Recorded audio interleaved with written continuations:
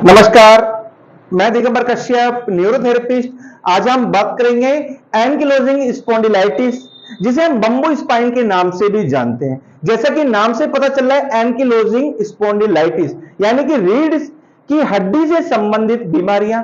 हमारी रीढ़ की हड्डी, हमारी स्पाइन एक एक शेप में है और ये कहा जाता है कि ये गर्दन से निकलती है और लास्ट पोर्शन तक, कॉकिक्स तक हमारी ये स्पाइन है और इसके बीच में वर्टिब्रा होते हैं जो हमें मूवमेंट करने में हेल्प करते हैं, ये फ्लेक्सिबिलिटी हमें देते हैं।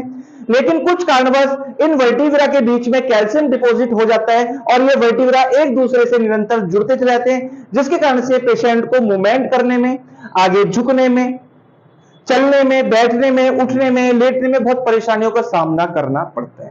अगर पेशेंट मान लो इधर देखना चाहता है तो पेशेंट ऐसे देख नहीं पाता, उसको पूरा ही मूव होना पड़ता है, ये कंडीशन हो जाती है। और ऐसा पेशेंट अगर नीचे लेटे तो उसकी गर्दन उठी रहती है। इसके लिए पेशेंट को 3-4 या इससे भी अधिक तकिए लगाने पड़ते हैं। ऐसे ही बैक में पेशेंट को बहुत पेन होता है और जब वो लेटता है तो कई बार उसके पैर सीधे नहीं होते, पैर मुड़े हुए रहते हैं और उसको पैर के नीचे भी कई बार पिल्लो लेना पड़ता है।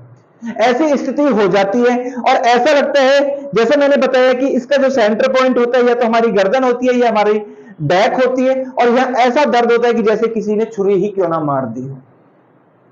इसमें सबसे पहले एक टेस्ट कर देते हैं HLA-B27।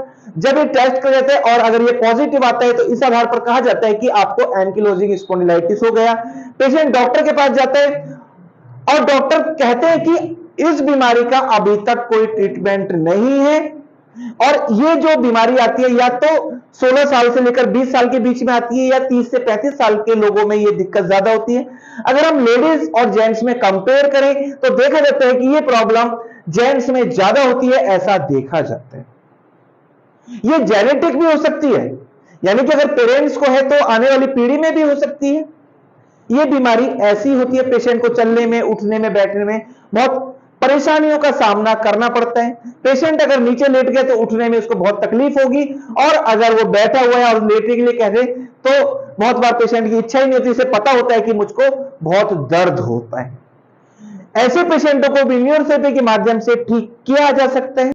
एंकिलोजिंग स्पॉन्डिलाइटिस, जिसे हम बम्बू स्पाइन के नाम से भी जानते हैं, यानी कि स्पाइन संबंधित एक प्रॉब्लम। इसमें स्पाइन के अंदर जितने भी वर्टिब्राए हैं वो आपस में जुड़ते चले जाते हैं या कहें कि वर्टिब्रा के बीच में कैल्शियम डिपॉजिट हो जाता है, जिसके कारण से स्पाइन में इस प्रकार से कर्व आ जाता है और स्थिति स्पाइन की जो स्थिति है वो बम्बू के समान हो जाती है। बम्बू मतलब बांस के समान हो जाती है। जरा आप उधर देखिए, राइट में देखिए, लेफ्ट में देखें, पीछे देखें, पीछे गर्दन घुमाओ। अगर व्यक्ति को दाएं बाएं घूमना है, गर्दन को घुमाना है, आप देखें, अगर हम इनको कहें कि आप अपनी गर्दन को मूव कीजिए तो देखेंगे कैसे घूमते हैं। राइट साइड देखें, राइट साइड देखें, यानी कि इनको पूरी अपनी बॉडी को मूव करना पड़ा है।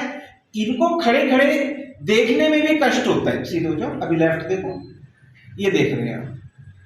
जैसे एक नॉर्मल व्यक्ति है, मान लीजिए मैं अपनी बात करूं, अगर मुझे राइट देखना है तो मैं इजीली देख पा रहा हूं, लेफ्ट देख पा रहा हूं, पीछे भी देख पा रहा हूं, नीचे भी देख पा रहा हूं, यानी कि मैं चारों दिशाओं में बड़े इसी तरीके से देख पा रहा हूं।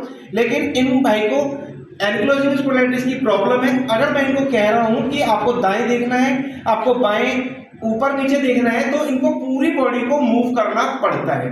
यानी कि स्थिति ऐसी रहती है कि वर्टिब्रा जो है स्पाइन के अंदर वो एक दूसरे से जुड़ जाते हैं, जिसके कारण से एक स्थिति बन जाती है बम्बू के समान। ऐसे व्यक्ति को ज्यादातर देखा जाता है इस वाले पोर्शन में दिक्कत होती है। कई बार देखा जाता है कि उसको बैक वाले ये वाला जो पोर्शन है, जिसे हम शोल्डर ब्लेड कहते हैं, ये जकड़ जाते हैं या कहीं कि हम जो चेस्ट वाली बोन्स है वहां पर इसका इफेक्ट आता है और पेशेंट को खांसने में बहुत दर्द होता है। और जो दूसरा इसका मेजर पॉइंट होता है वो स्पाइन का ये वाला भाग होता है जो लंबर रीजन होता है। पेशेंट को बहुत बार कंप्लेंट करते हैं पेशेंट की उनको हिप में भी पेन आ रहा है। ऐसे पेशेंट को अगर नीचे लेटना पड़ता है तो उनको बहुत कष्ट होता है। देखते हैं उनके लेटने का तरीका। एंकिलोजिंग पेशेंट को अगर लेटना हो तो देखते हैं उनके लेटने का तरीका। आप लेटे, ये स्थिति बनती है। ये आप देख रहे हैं कि अगर मैं इनके सिर के नीचे तकिया ना लगाऊं अगर मैं इनके सिर के नीचे तकिया ना लगाऊं तो इनका सिर इस प्रकार से उठा रहेगा, क्योंकि ये जो है इनकी नेक, यहां से जो नर्व्स आ रही हैं वो इस बोन से, जो बैक में बोन से वहां स्टिफ हो गई है, जिसके कारण से इनकी गर्दन नीचे नहीं लग पा रही, इसलिए इनके सिर के नीचे हमें तकिए लगाने पड़ते हैं। और कुछ लोगों को तो, जैसे इनको भाई को 3 तकिए लगाने पड़ रहे हैं, कुछ लोगों को तो 5, 6 या उससे भी ज्यादा तकिए लगाने पड़ते हैं। और कुछ लोगों को यहां से भी ये भाग उठा हुआ रहता है, ये इस प्रकार से कुछ लोगों का ये वाला भाग जो है वो भी उठा रहता है। आप पैर सीधे कर लो, अगर इनको उठना पड़े, आप जरा